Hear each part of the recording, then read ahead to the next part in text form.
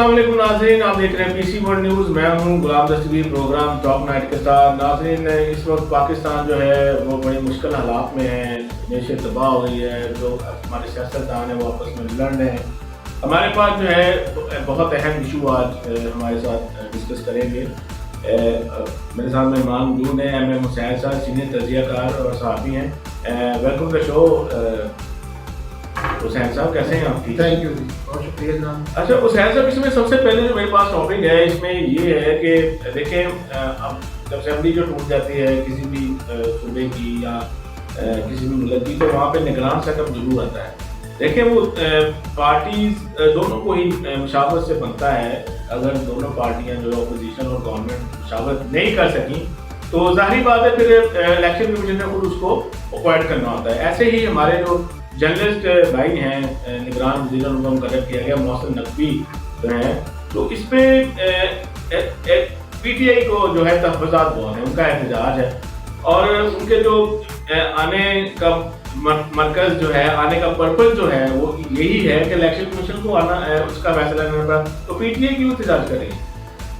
जी दस्तगीर साहब, इसमें बात ये है कि PTI ने इसको जो है ना खुद मुतनाज़ बना दिया, जबकि ऐसा नहीं था। वो आइनी तौर पर जो है ये जब उन्होंने रेज़ लाई साहब गए हैं तो उनके बाद ये तकर्रर होना था। ठीक है, जो अपोजिशन ने नाम दिए, हुकूमत ने दिए, तो उनको मिल बैठ कर उनमें से एक फ़ैसला करना था। वो गवर्नर साहब के पास गए, उसके बाद भी वहाँ पे ये बात ना बनी।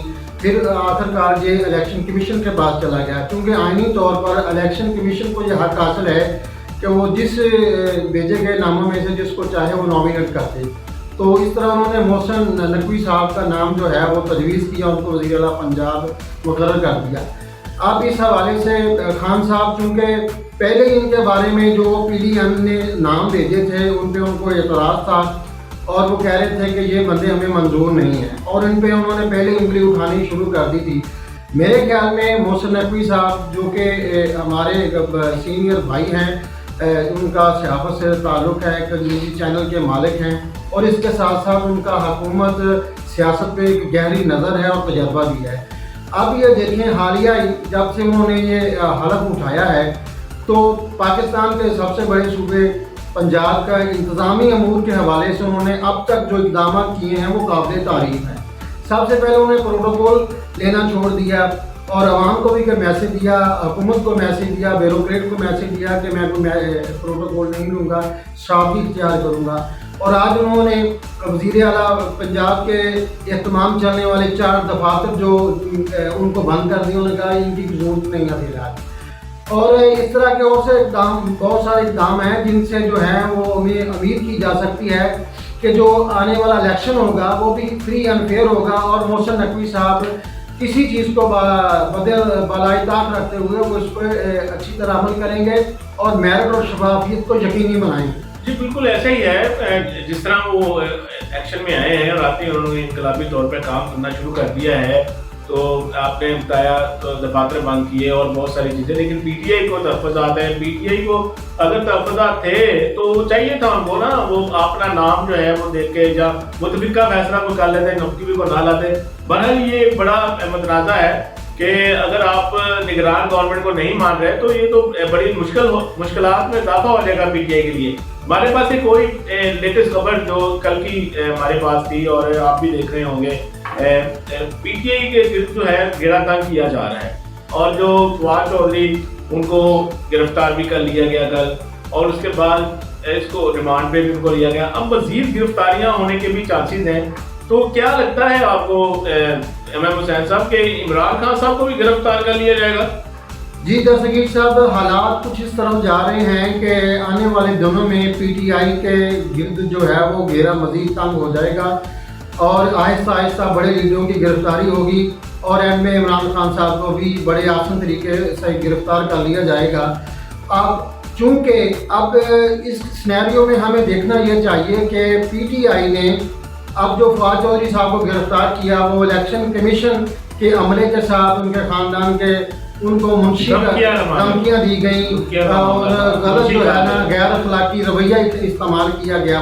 फवाद चौधरी साहब का आपको इल्म है کہ وہ ٹھیک ہے، وہ بڑے ایک سینئر لیڈر ہیں، سینئر مرکزی صدر ہیں، ہر چیز ہے، لیکن اس کے باوجود فواد چودھری صاحب ایک بحیثیت ایک لیڈر ان کو ایسی زبان زیب نہیں دیتی.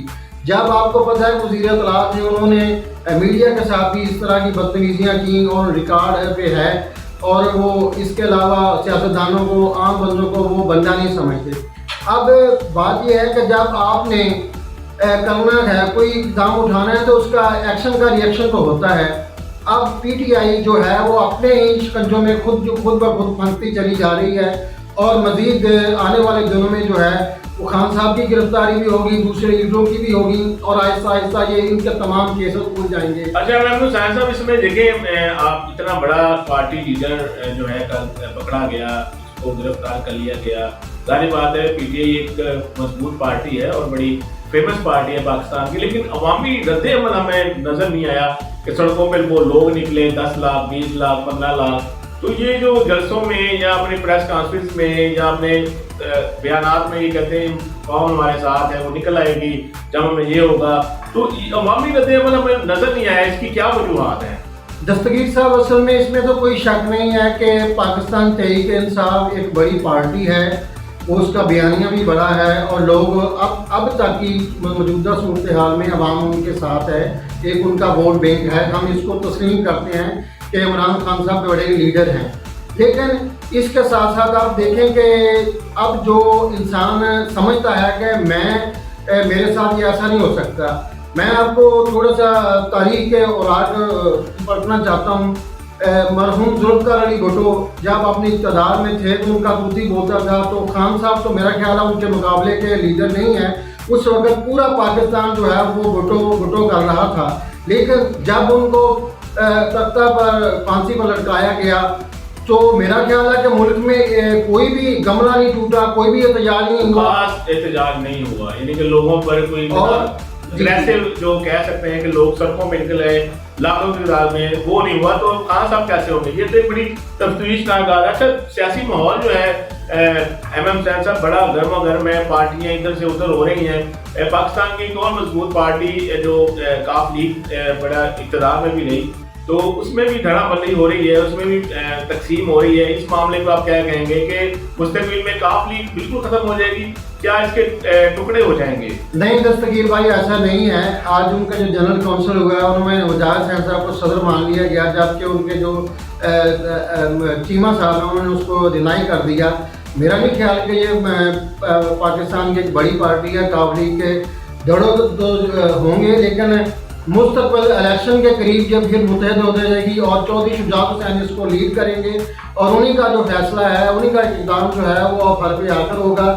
اور میں دیکھ رہا ہوں کہ اینڈ پہ پرویز لائی بھی اس میں عمل دخل دے رہے ہیں، اور پرویز لائی جو ہیں ہو سکتا ہے کہ عمران خان کو بھی آفر کریں اس پارٹی جو وہ اگر کاف لیگ نہیں بناتے ہیں یا کوئی اور نام دے دے، تو ہو سکتا ہے اس میں عمران خان کو پتہ دیا جائے کہ ایسا ممکن ہو سکتا ہے کہ پی ٹی آئی جو عمران خان ایسا نہیں کریں گے.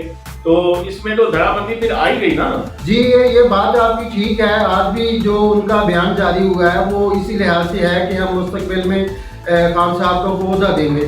تو میرا نہیں خیال کہ پاکستان تحریک انصاف کا ایک اپنا وجود ہے، وہ خود کو چھوڑ کر وہ کاف لیگ میں شامل ہو جائے گی، یا کاف لیگ جو ہے وہ ابھی یہ دیکھیں تیل اور تیل کی دھار دیکھیں، آنے والے وقتوں میں بہت کچھ ممکن ہے، اور سیاست میں سب کچھ جو ہے وہ چلتا ہے.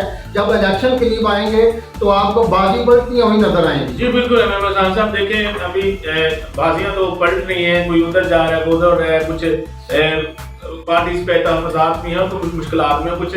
اب دیکھیں کچھ لوگ کہتے تھے کہ یہ پی ڈی ایم جو ہے وہ ختم ہو جائے گی یا جو بھی ہے، اصلاحات لوگوں کو تحفظات ہیں، لیکن ابھی دیکھیں کیا بنتا ہے کچھ دنوں میں.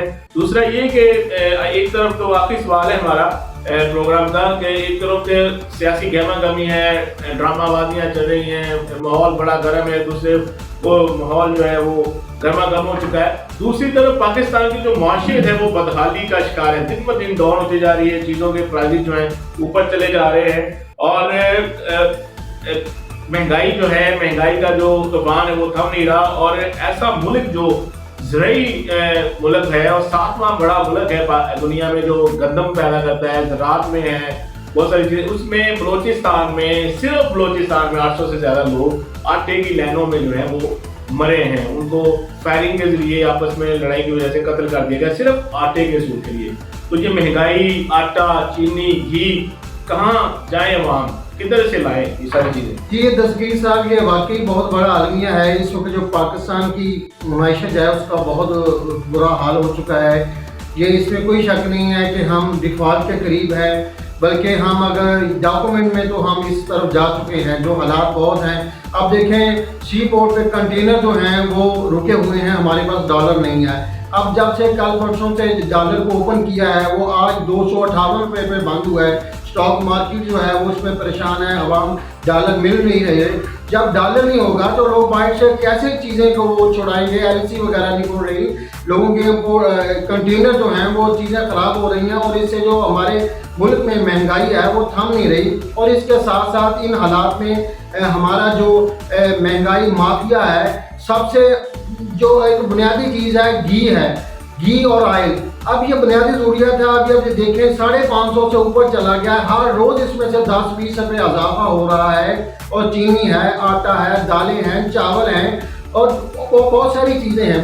तो दस्तगीर भाई, इस वक्त कोई शक नहीं है कि मुल्क में मैशत जो है वो बहुत ही उसका बुरा हाल है। इंडस्ट्री बंद हो रही है, मजदूर बेरोजगार हो गए हैं। मुल्क के बड़े बड़े जो अदारे जो हैं वो इस वक्त उन्होंने काम करना छोड़ दिया है। और ये हमारे सियासतदानों को सोचना चाहिए और इसमें मिल बैठ के मैशत को और पाकिस्तान को बचाना चाहिए और अवाम का कुछ ख्याल करना बिल्कुल चाहिए। नाज़रीन, सियासतदानों को सीरियस तौर पर सोचना चाहिए, अपनी लड़ाइयों को ख़त्म करना चाहिए ताकि हमारा जो मुल्क है वो स्टेबिलिटी की तरफ जाए और यहाँ पे एक आईनी और जमहूरी हुकूमत जो है वो कायम हो सके, जिसमें स्टेबिलिटी हो और बाहर से लोग हमारे पे एतमाद करें और यहाँ पर सरमाया करी करें। और हमारे जो अवाम जो है जो बदहाली का शिकार हो गई है, बहुत मुश्किलात हैं यहाँ बनने के लिए, वो ख़त्म हो। इसी दुआ के साथ हम प्रोग्राम को इख्तिताम की तरफ लेके जाते हैं कि हमारा मुल्क जो है वो जल्दी से इस बदहालियों से और बैठ जो हमारी मशीयत है उससे ख़त्म हो जाए और हमें खुशहाल मुल्क की तरफ जो है गामजन होता नजर आए, हमें दुनिया भी अप्रिशिएट करे। तो अगले प्रोग्राम के लिए मुझे और MM इंसान को इजाज़त दीजिए। अल्लाह हाफिज़। पाकिस्तान जिंदाबाद।